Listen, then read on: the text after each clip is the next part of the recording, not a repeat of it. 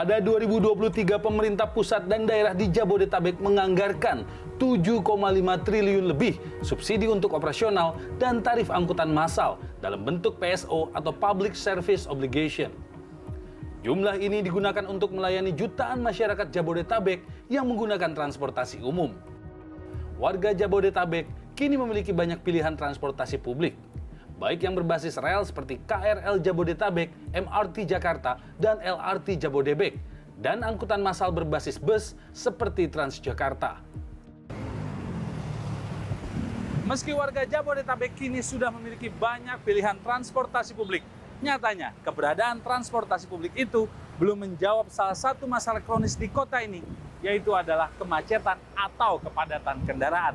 Pagi, siang, atau bahkan malam hari, kendaraan pribadi baik roda 2 dan roda 4 masih mendominasi jalanan di Jakarta dan sekitarnya. Lantas, pembangunan transportasi massal secara besar-besaran apakah sudah menjawab kebutuhan transportasi publik bagi warga Jakarta dan sekitarnya?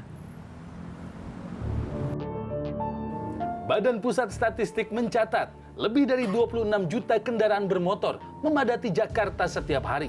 Dari jumlah itu, hampir 65% diantaranya adalah sepeda motor.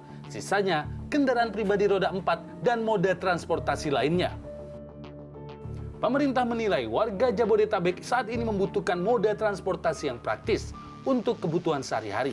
Sayangnya, saat ini hal itu bisa didapatkan dengan kendaraan pribadi.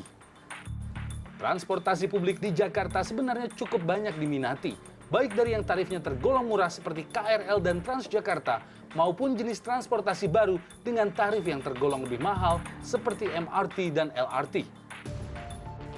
Namun berdasarkan data Dinas Perhubungan DKI Jakarta 2019, penggunaan angkutan umum di Jabodetabek baru mencapai 21,7% atau sekitar 5 juta orang. Angka ini sudah termasuk pengguna ojek online yang mencapai lebih dari 1 juta pengguna.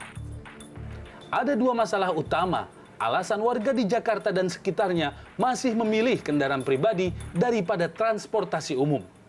Kalau sekarang yang dibutuhkan itu adalah harus terintegrasi terlebih dahulu. Kenapa? Karena angkutan umum itu kalau tidak terintegrasi dari sisi koordinasi antar moda, tidak terintegrasi dari sisi tarif, dia menjadi sulit dan mahal.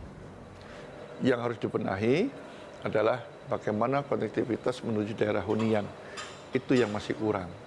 Jadi ada hunian yang orang ke stasiun terdekat naik kereta, tapi ada juga menambah untuk kelompok tertentu ya. Mereka mungkin dia tidak mau naik KRL, mau LRT, dia pengen privat. Ya sudah diberikan angkutan bus tadi dari kawasan huniannya, elit ke pusat kota.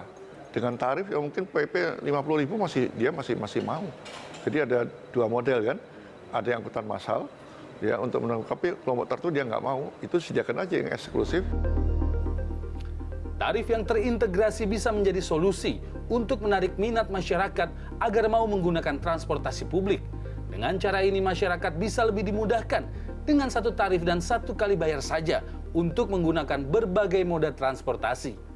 Kementerian Perhubungan menyebut wacana ini sudah mulai dipikirkan dan akan menjadi pembahasan dalam beberapa tahun ke depan.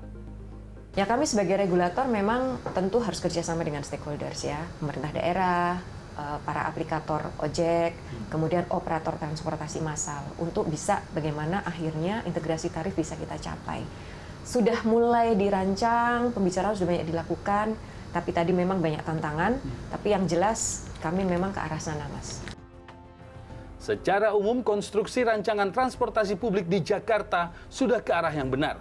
Hanya saja, pemerintah perlu membangun iklim transportasi yang bisa menjangkau area di luar kota Jakarta dengan harga yang ramah di kantong para pekerja. Tim Liputan, CNN Indonesia.